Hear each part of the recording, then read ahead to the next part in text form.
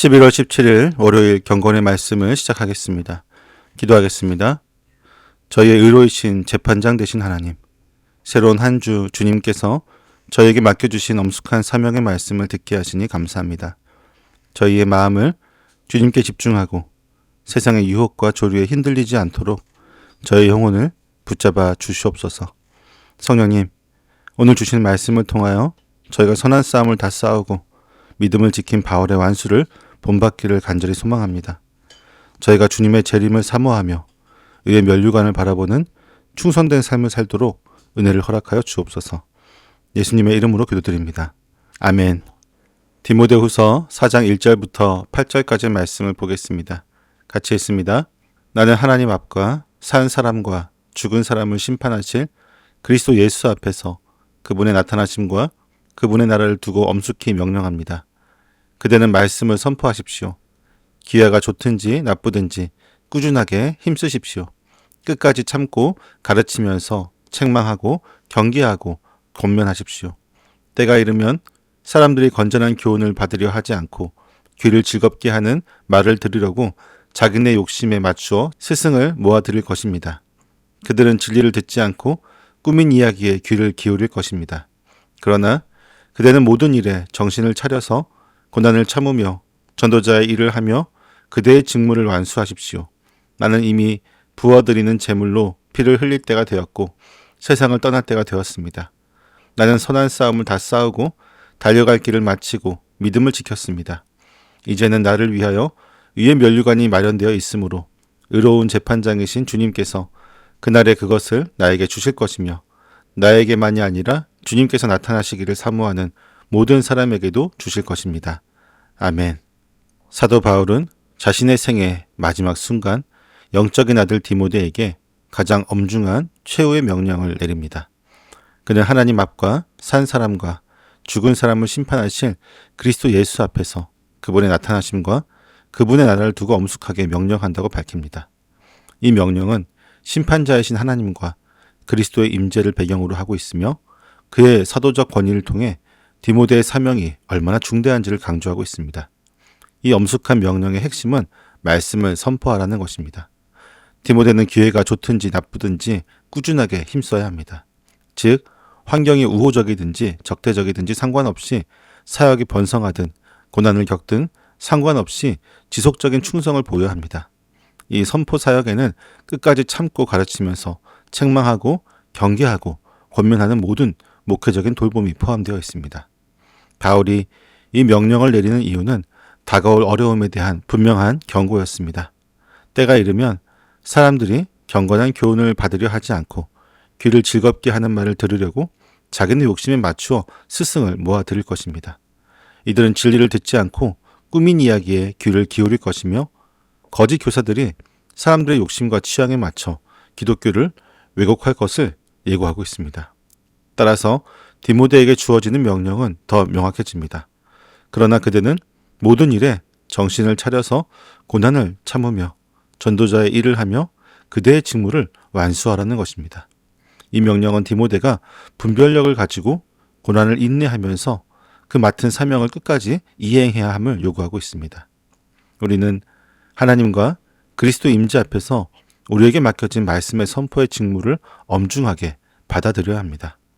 따라서 세상의 유행이나 사람들의 욕심에 맞춰 말씀을 희석하지 말고 기회가 좋든지 나쁘든지 꾸준하게 진리를 선포하고 가르치는 일에 충성을 다해야 합니다. 특히 귀를 즐겁게 하는 말을 추구하는 시대적인 조류에 휩쓸리지 않고 고난을 참으며 우리의 사명을 완수해야 하는 것입니다. 바울은 디모데에게 최후의 명령을 내린 이후에 이제 자신의 생애를 돌아보며 완수의 고백을 전하고 있습니다. 나는 이미 부어드리는 제물로 피를 흘릴 때가 되었고 세상을 떠날 때가 되었습니다. 이 구절은 바울이 자신의 죽음을 하나님께 드리는 제사로 인식하고 있음을 보여줍니다. 그의 삶 전체가 그리스도의 복음을 위한 헌신이었습니다. 세상을 떠날 때는 닻을 올리고 항구를 떠나는 배처럼 지상의 임무를 마치고 하늘의 본향으로 떠날 준비가 되었음을 보여주고 있습니다. 그는 자신의 삶을 세 가지 동사로 요약하고 있는데 나는 선한 싸움을 다 싸우고 달려갈 길을 마치고 믿음을 지켰다는 것입니다. 그는 거짓 교사들과의 싸움, 세상의 악과의 싸움, 그리고 자기 자신과의 싸움에서 승리했으며 하나님께서 자신에게 맡기신 사도적인 사명을 포기하지 않고 완수하였습니다. 끝으로 복음의 진리를 변질시키거나 배신하지 않고 끝까지 보존하였습니다. 이 완수의 고백은 확실한 보상에 대한 소망으로 이어집니다. 이제는 나를 위하여 의의 면류관이 마련되어 있으므로 의로운 재판장이신 주님께서 그날에 그것을 나에게 주실 것입니다. 여기에서 의의 면류관은 바울이 율법적인 행위가 아니라 믿음을 지키며 충성스럽게 살았음에 대한 의로우신 재판장의 상급입니다. 이 소망은 바울에게만 해당되는 것이 아닙니다. 바울은 나에게만이 아니라 주님께서 나타나시기를 사모하는 모든 사람에게도 주실 것이라고 선언하고 있으며 이 영광스러운 보상은 그리스도의 재림을 간절히 기다리며 충성하는 모든 그리스도인들의 보편적인 소망임을 확증하고 있습니다. 우리는 바울의 생애처럼 우리의 삶이 하나님께 드려지는 거룩한 제물이 되도록 헌신해야 합니다. 우리에게 주어진 선한 싸움, 그리고 달려갈 길, 믿음을 지키는 일을 충성스럽게 완수하는 것이 우리의 가장 큰 목표가 되어야 하는 것입니다.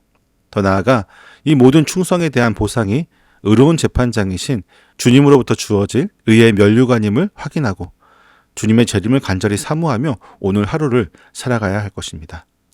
오늘 말씀은 바울의 마지막 유언과 승리의 고백을 담고 있습니다. 그는 산자와 죽은 자를 심판하실 그리스도 예수 앞에서 디모데에게 말씀 선포의 직무를 완수하라고 엄숙하게 명령합니다. 왜냐하면 사람들이 건전한 교훈을 거부하고 자기 욕심에 맞는 스승을 모을 때가 올 것이기 때문입니다.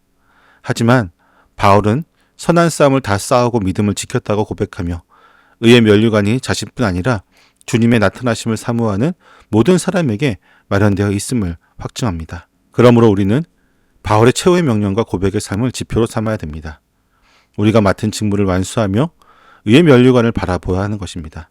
왜냐하면 우리의 영적인 삶은 선한 싸움이며 그 싸움의 기준은 사람의 귀를 즐겁게 하는 꾸민 이야기가 아니라 하나님의 말씀이기 때문입니다.